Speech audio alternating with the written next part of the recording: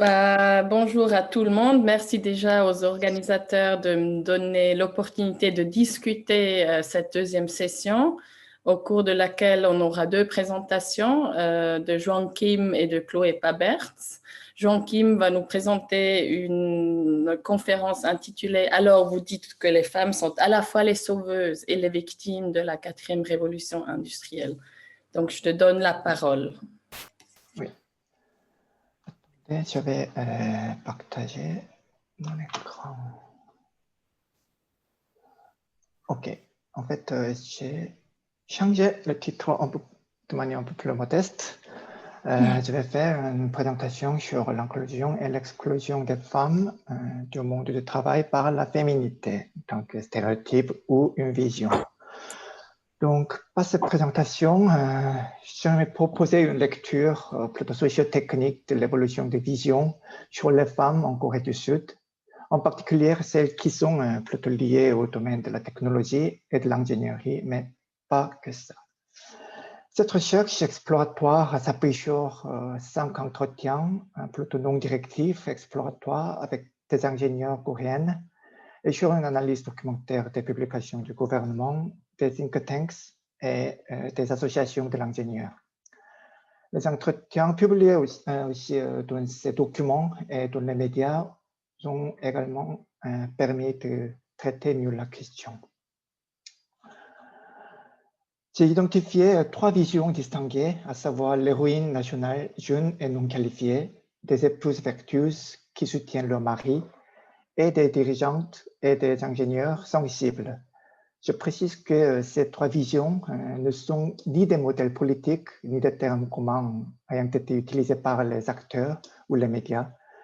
Plutôt avec ce terme, vision, je propose mon interprétation de la façon dont la société coréenne a imaginé les femmes comme un groupe homogène qui partage un modèle de vie commun ou une féminité imaginée sur la base de laquelle les femmes sont exclues ou incluses du monde du travail. Bien que la Corée soit aujourd'hui un pays bien connu pour sa technologie et son ingénierie de pointe, c'est après la guerre de Corée en 1955, et plus particulièrement pendant le régime militaire de Chung Il-pak de 1961 à 1977, que le pays a commencé à se développer. Lorsque la dictature qui enviait la restauration Meiji au Japon considérait la science, la technologie et l'ingénierie comme les connaissances essentielles pour produire des progrès économiques dans le XXe siècle, et donc faire de la nation un pays développé, la Corée n'avait aucun moyen de développer une industrie de grande valeur, non seulement en raison des destructions causées par la colonisation japonaise ou la guerre de Corée, mais aussi parce que les connaissances d'autres que la littérature classique avaient été méprisées pendant longtemps.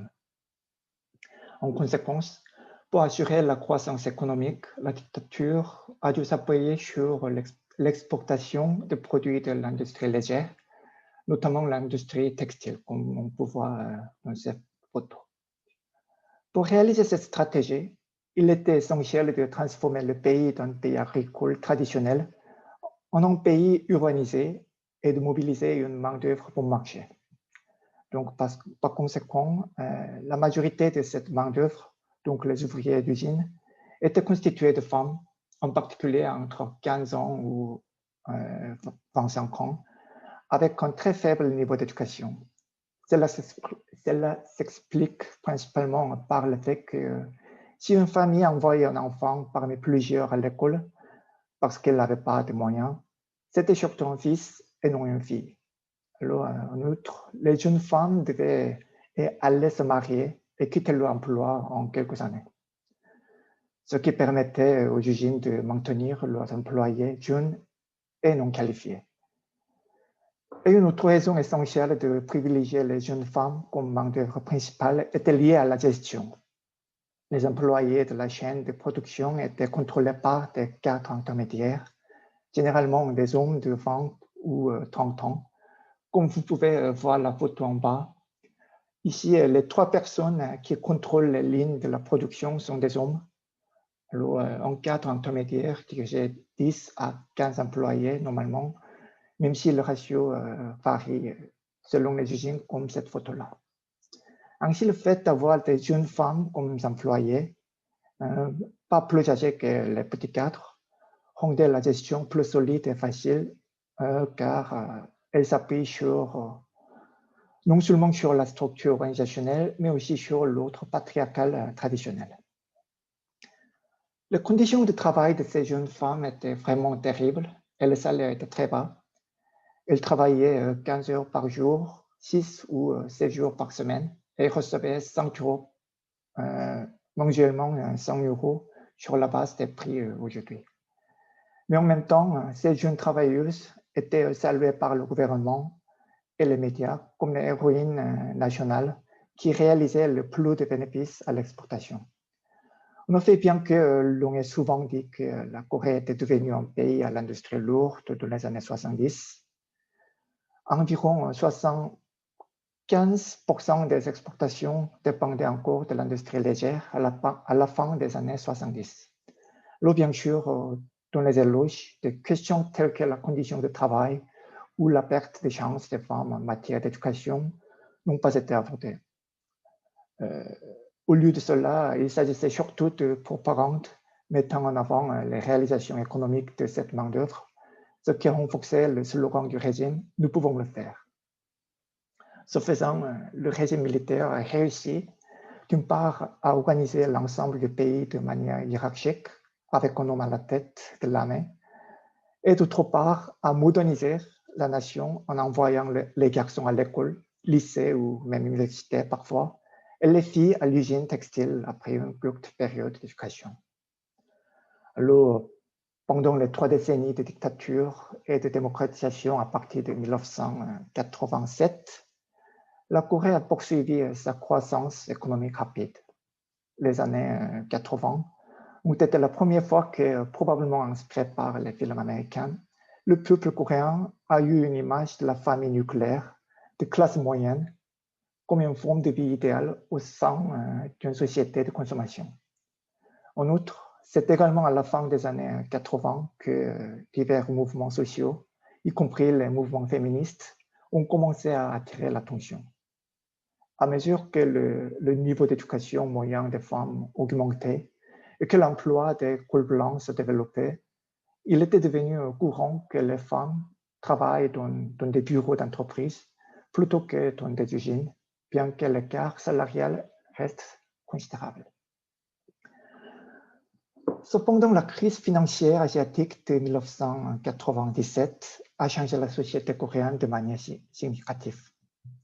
C'était la première fois depuis les années 1960 que la réussite de la Corée était remise en question.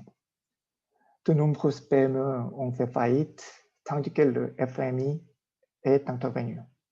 Ce que les médias ont appelé la deuxième humiliation nationale, en référence à la colonisation japonaise. De nombreux employés ont été licenciés ou mis sous contrat, ces dernières devenant de plus en plus une forme d'embauche ordinaire. Le symbole de cette période était père homme, la tête baissée, comme vous pouvez voir dans cette photo, et mère femme encourageant son mari.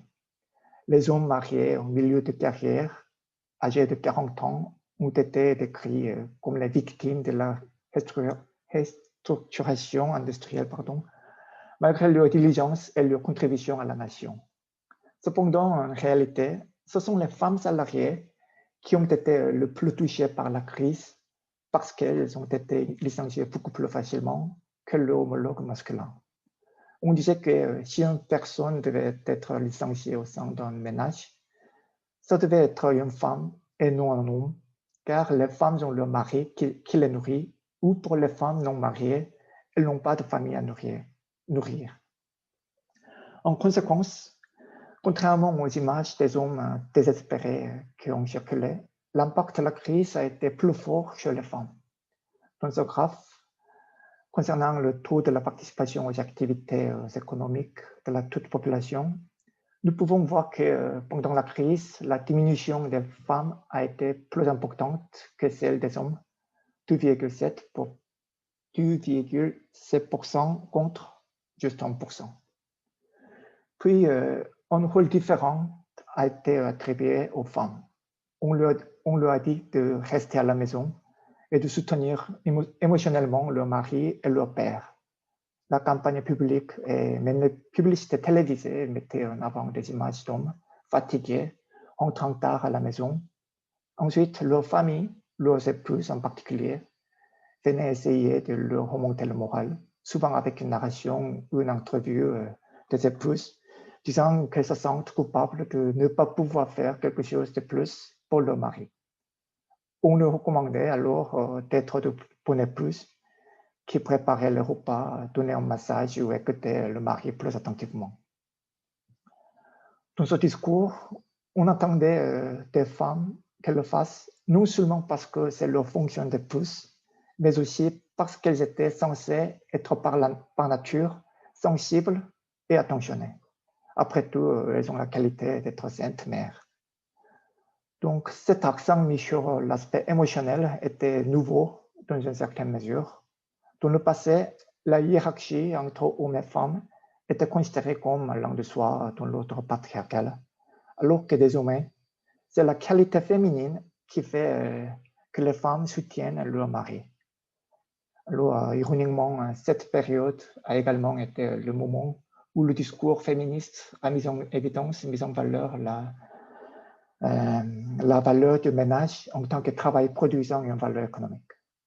Mais dans le contexte spécifique que je viens de décrire, le ménage est important, a été transformé en la femme au foyer, ou bien être une femme au foyer est important, tout en liant le ménage aux femmes dont le travail était devenu de s'occuper de leur famille à la maison.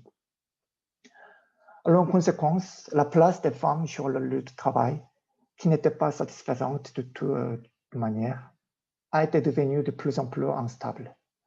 En très peu de temps, quitter le travail pour devenir femme au foyer après le mariage a été devenu ou redevenu la norme. Même si elle voulait reprendre le travail, il n'était pas facile de trouver un emploi car elle prenait généralement plusieurs années de pause et devait s'occuper de leurs enfants. Par conséquent, même s'ils décident vraiment de travailler à nouveau, la plupart d'entre eux se tournent vers des emplois à temps partiel, moins bien rémunérés. Dans le cas des femmes ayant fait des études supérieures, y compris les scientifiques et les ingénieurs, c'est plus difficile, ironiquement, parce que d'une part, le salaire doit être élevé et d'autre part, les connaissances requises évoluent rapidement, en particulier dans les domaines de haute technologie informatique qui sont devenus essentiels dans ce pays. Par conséquent, beaucoup d'entre eux ont choisi de rester à la maison après avoir eu un enfant. Vous pouvez voir ici ces deux graphes montrant le pourcentage des femmes qui participent aux activités économiques. Le premier concerne les femmes diplômées du lycée et le deuxième concerne les femmes diplômées de l'université. Le graphe montre que beaucoup de femmes quittent leur travail quand elles ont entre 25 ans et 35 ans, c'est-à-dire quand elles se marient et ont des enfants, ont des bébés. Mais en même temps, alors que le premier graphe montre que pas mal de femmes diplômées du lycée cherchent immédiatement un travail après cette période, mais avec un emploi moins rémunéré, comme je l'ai dit tout à l'heure. Selon le deuxième, le retour des femmes diplômées de l'université est moins immédiat. Mais heureusement et malheureusement, nous pouvons observer qu'un autre discours sur les femmes a émergé, affirmant que le rôle des femmes en tant que leader et ingénieur sera incontournable à l'avenir avec les hautes technologies. L'apparition de cette vision a deux bases, selon mon analyse. Une attestation accrue, attention accrue aux questions d'égalité hommes-femmes et le discours de la quatrième révolution industrielle. D'abord, alors que le pays s'est remis de la crise financière de 1997, les problèmes de société ont recommencé à retenir l'attention. L'égalité des genres a également recommencé à susciter des discussions, notamment avec la création du ministère des Affaires féminines en 1998. Plusieurs initiatives ont été lancées depuis lors, notamment les plans nationaux pour la politique pour les femmes de 1998, les plans nationaux pour la promotion des femmes scientifiques et ingénieurs de 2004. Ces plans ont tenté de résoudre des problèmes tels que leaky pipeline, en améliorant l'environnement de travail, en promouvant les femmes en tant que leaders dans les domaines scientifiques et technologiques, etc. L'évolution de la situation ensuite aurait été accélérée depuis 2016 par le discours de la 4e révolution. Selon ce discours ou l'hypothèse de la révolution industrielle, en raison du développement rapide des technologies de l'information, en particulier des big data et de l'intelligence artificielle, un grand nombre d'emplois seront perdus parce que les robots et l'IA remplaceront la main-d'œuvre humaine pour des emplois où la répétition et la précision sont plus importantes que la créativité humaine. Alors, 5 minutes, si jamais. Oui, merci. Les principales victimes seront les travailleurs à bas salaire, parmi lesquels les femmes occupent un grand nombre de postes. Ce discours de la 4e révolution a connu un énorme succès en Corée. Alors, j'entends qu'ici, le discours a été sérieusement examiné et adopté par le gouvernement et largement couvert par les médias. Les prévisions et les arguments qui s'y rapportent ont été intégrés dans les plans nationaux concernant non seulement la science et la technologie, mais aussi l'économie et la société en général. En conséquence, il a été d'abord souligné que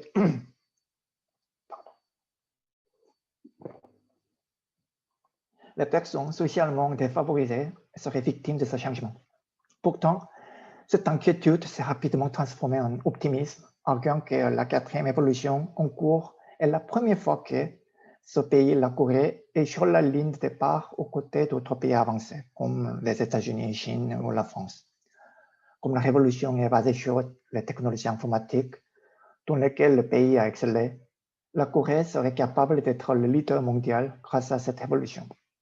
Dans ce discours optimiste, les questions sociales comme le fait que les femmes soient victimes de la transformation sociale n'ont pas leur place, bien sûr que non. Outre, comme ce discours concerne essentiellement l'évolution des technologies de pointe, l'attention du gouvernement et du public se porte également sur ces domaines qui ne couvrent qu'une très petite partie de la société en général. Alors, le rôle des scientifiques et ingénieurs sont de plus en plus considérés importants. Ce qui concerne les femmes ingénieurs, dans les discours mis en avant non seulement par le gouvernement et les médias, mais aussi par les associations d'ingénieurs, elles apparaissent soudainement comme celles sans lesquelles le pays ne pourrait pas mener une révolution réussite.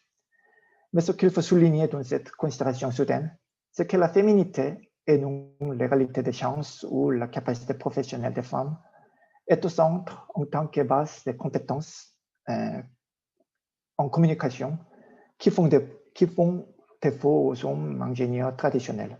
Et cette qualité est considérée comme indispensable pour développer, par exemple, une IA de type humain, une interface plus intuitive entre la machine et l'humain. Il a été également suggéré que le rôle des femmes serait important au sein des entreprises autour des domaines de haute technologie, parce que la complexité croissante de travail en termes de relations internes et de besoins du marché nécessiterait que les femmes soient des intermédiaires entre les employés ainsi qu'entre les entreprises et la société dans son ensemble. Alors, en résumé, j'ai identifié 3 visions ici. Il est à noter que si cette féminité a servi de prétexte pour virer les employés lors de la crise financière, elle est devenue maintenant un élément essentiel dans la stratégie de promotion des femmes, ingénieurs et dirigeantes d'organisations. À court terme, il est possible que l'utilisation de cet instrument discursif soit efficace pour promouvoir les femmes au sein du travail, en particulier dans l'ingénierie avec le discours de la 4e révolution, comme le font d'ailleurs les associations d'ingénieurs en Corée. Cependant, à long terme, il serait également possible que le même discours soit utilisé une fois de plus pour justifier une orientation discriminatoire, tant que le discours sur la féminité lui-même est basé sur un point de vue patriarcal, réducteur et biaisé.